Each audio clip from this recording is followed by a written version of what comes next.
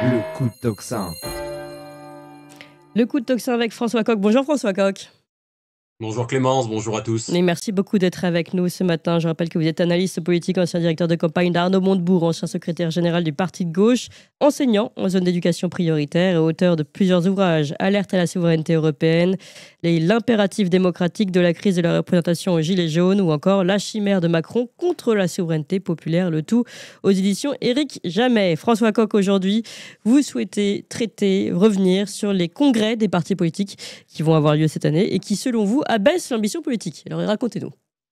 Bah oui, on va mettre les mains un petit peu dans la tambouille, puisque vous savez que nous sommes dans une période de congrès. Il y a le congrès des Verts qui se déroule jusqu'au 26 avril. Il y a le congrès de LR qui se terminera le 17 et le 18 mai prochain. Et il y a le congrès du Parti socialiste qui verra son terme les 13, 14 et 15 juin prochains. Donc on est dans cette période où finalement l'actualité des congrès des partis, qu'on le veuille ou non, impacte, phagocyte, vampirise notre vie politique d'un côté, et puis de l'autre, je voudrais quand même essayer de jeter un regard quand même pour qu'on se rende compte à quel point ces congrès sont un moment d'entre-soi et sont déconnectés des enjeux historiques de la période. Alors si vous permettez, je vais balayer rapidement ces différents congrès, Bien sûr. non pas pour l'intérêt qu'ils ont en tant que tels, vous avez bien compris, mais pour vous montrer à quel point c'est de l'entre-soi. Les Verts, par exemple, ont un congrès et une discussion qui portent quasi exclusivement sur leur rapport au nouveau Front populaire, qui est le fonds de commerce de Madame Tondelier. Donc la question de l'écologie en tant que telle, des variantes au sein de l'écologie, n'est même plus une question qui est en discussion.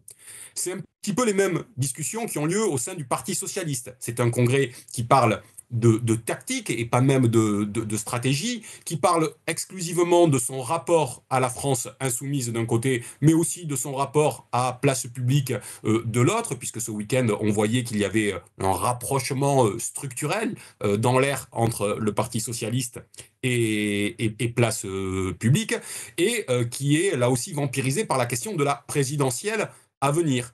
J'en veux pour preuve ce qui s'est passé avec le binôme Olivier Faure et Boris Vallaud. Les deux devaient former un tandem pour aller au Congrès.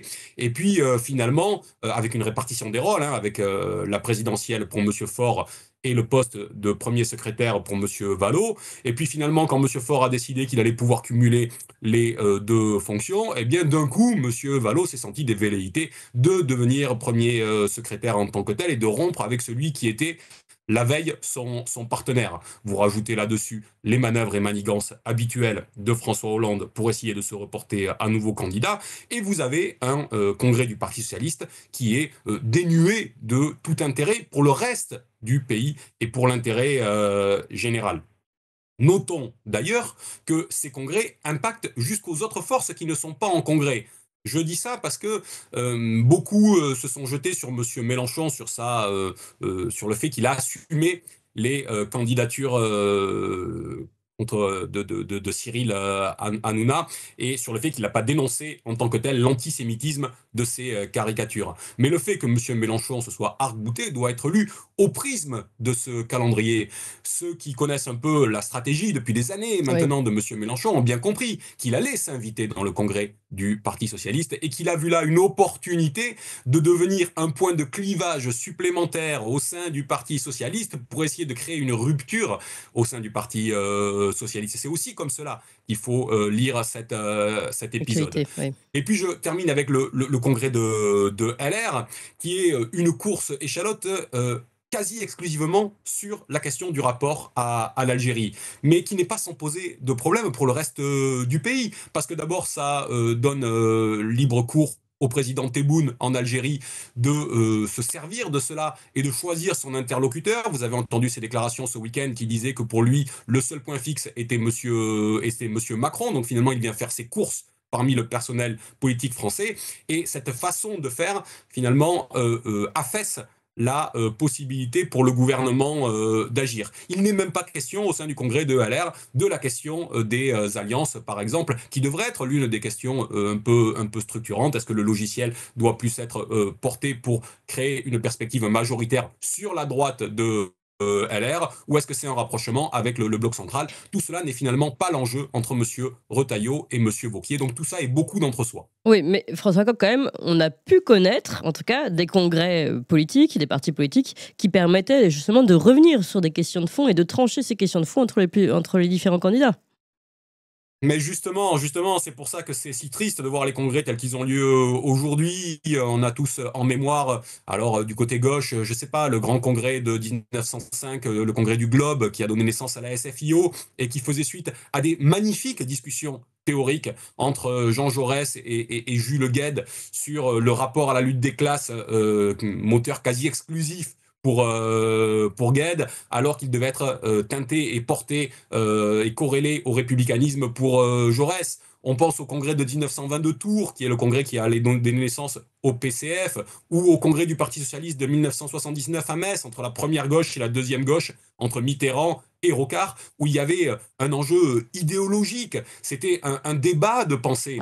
On pense à droite, par exemple, au congrès de 1998 du RPR, où Philippe Seguin avait échoué, mais avait tenté de remettre le RPR sur des rails gaullistes, lui qui s'était dressé, on s'en souvient, dès 1992 contre Maastricht, et avec son grand discours à l'Assemblée nationale le 5 mai 1992. Et là, on a des congrès qui finalement se défient des enjeux structurants, qui se défient des bouleversements de l'ordre international et de la redéfinition de la pensée. Il n'est question nulle part dans les congrès que j'ai évoqués et qui auront lieu dans les prochaines semaines de la question de l'Ukraine, de la guerre ou de la paix, de la question du Proche-Orient, de la question de l'ordre international, de la multipolarité des grandes puissances Oui. et de l'apolarité de tous les autres pays dans le monde. Il n'est même pas question, entendez bien, du fédéralisme européen, de cette stratégie du choc qu'est en train d'imposer M. Macron. Il n'est pas question des 800 milliards d'euros sur lesquels la Commission européenne veut faire main basse en s'en prenant à l'épargne des Français et des Européens. Il n'est même pas question des retraites, finalement, d'une certaine manière, qui sont la suite logique de cette offensive européiste. Vous voyez, il y a une forme d'unanimisme du vide au sein des différents partis. On ne traite pas les enjeux structurants, on est décorrélé de ces sujets, et il va falloir s'interroger sur pourquoi, justement, on refuse et pourquoi il y a cet unanimisme au sein des partis. Bah oui, bah alors je vous pose la question, François Coq, à votre avis, pourquoi ces congrès, eux, refusent, enfin ces partis politiques, de profiter de ces congrès pour revenir sur ces vraies questions de fond? Je pense qu'il y a plusieurs raisons. L'une d'entre elles, c'est que tous ces gens sont déjà dans une stratégie d'alliance interne, d'alliance à venir. C'est-à-dire qu'ils ont acté au sein même de leur parti une dimension minoritaire. Ils ne cherchent plus à l'emporter en attirant derrière eux l'ensemble de leur parti, mais ils préparent déjà des alliances de second tour au sein de leur parti. Donc finalement, il y a l'imprégnation dans la pensée des responsables politiques qui peuvent être potentiellement minoritaires au sein de leur parti et qui peuvent diriger leur parti comme ça. Ça a donc une conséquence derrière, c'est que tous ces gens sont déjà dans une stratégie d'alliance non plus interne, mais externe. Ils se sont tous résignés à la démocratie minoritaire telle que nous la connaissons aujourd'hui en France et au sein de l'Union européenne. Et donc, ils se disent que pour faire partie de leur cercle de la raison, pour pouvoir nouer des alliances demain, eh bien, il faut qu'ils reposent sur le non-clivage. Et donc, ils n'abordent pas les sujets qui mériteraient d'être traités et sur lesquels il faudrait se positionner Hmm. clairement. Et puis le Ouais. troisième aspect, c'est que là encore, il y a finalement une forme de délégation des orientations idéologiques aux superstructures partidaires au niveau européen, c'est-à-dire le PPE pour la droite, ou socialisme et démocratie au Parlement européen pour la gauche. Finalement, on laisse à ces partis-là le soin de gérer les grands axes stratégiques et ça évite d'avoir à se positionner au niveau national. Finalement, tous ces partis sont passés sous les fourches codines de leur propre Groupe ersatz européen, européen. ouais. Voilà les trois principales raisons. Et puis, j'en rajoute une dernière, et je m'arrêterai là si vous permettez. Je crois aussi que les partis ont cru à un moment donné que leur temps a été revenu. Ils ont la social-démocratie d'un côté, la démocratie chrétienne de l'autre. À eux deux, dominé la vie politique pendant une quarantaine d'années. Ils se sont affaissés au tournant des années 2010. Les solutions de recours du système ont été les grandes coalitions qui ont été les alliances entre les uns et les autres. Quand même les grandes coalitions n'ont plus marché, ils sont rentrés dans la démocratie minoritaire, des alliances à la carte juste pour se maintenir au pouvoir. Mais ils ont cru au tournant des années 2020 qu'il y aurait un petit sursaut. Un petit sursaut pour ces grands partis de la social-démocratie d'un côté ou de la démocratie chrétienne de l'autre, chez nous, le PS ou LR. Ils y ont cru, sauf que tout ça a été plus qu'éphémère, ça a été une micro-bulle. Et finalement, on voit qu'il n'y a pas de renouveau de ces grands partis. J'en prends 2 mini-exemples. Le premier, celui qui a eu lieu il y a quelques jours, en Allemagne. Vous aurez tous noté que quand bien même le SPD et la CDU-CSU vont former un gouvernement ensemble, la CDU-CSU a fait avec 28% son deuxième pire score depuis 1945, quand de l'autre côté, le SPD, avec 16%, a fait son pire score de l'histoire. Donc il n'y a pas de renouveau de ces grands partis.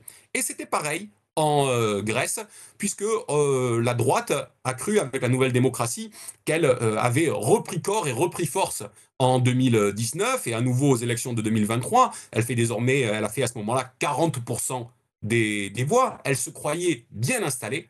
Et vous avez peut-être vu ce qui est en train de se passer depuis quelques semaines. Il y a une éruption citoyenne et populaire extrêmement massive en Grèce. Le 28 février dernier, il y avait plus de 300 000 personnes dans les rues devant le Parlement à Athènes pour le 2e anniversaire de la catastrophe ferroviaire de Larissa qui a fait 57 morts.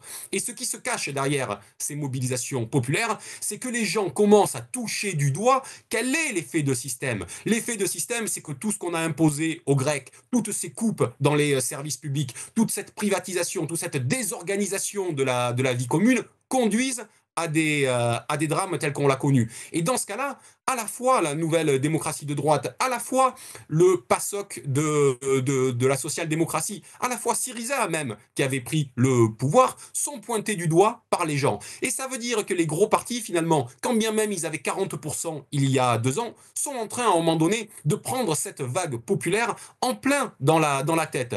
Et un parti comme Cap sur la liberté, de Zoé Constantopoulou, par exemple, est passé de quelques pourcents dans les sondages à aujourd'hui une quinzaine de pourcents et est potentiellement capable de devenir la première force politique potentielle aujourd'hui en Grèce parce qu'elle est en phase, elle est en résonance avec ces mobilisations populaires qui ont vu et qui pointent aussi donc du doigt l'implication de l'Union européenne et de la Commission européenne.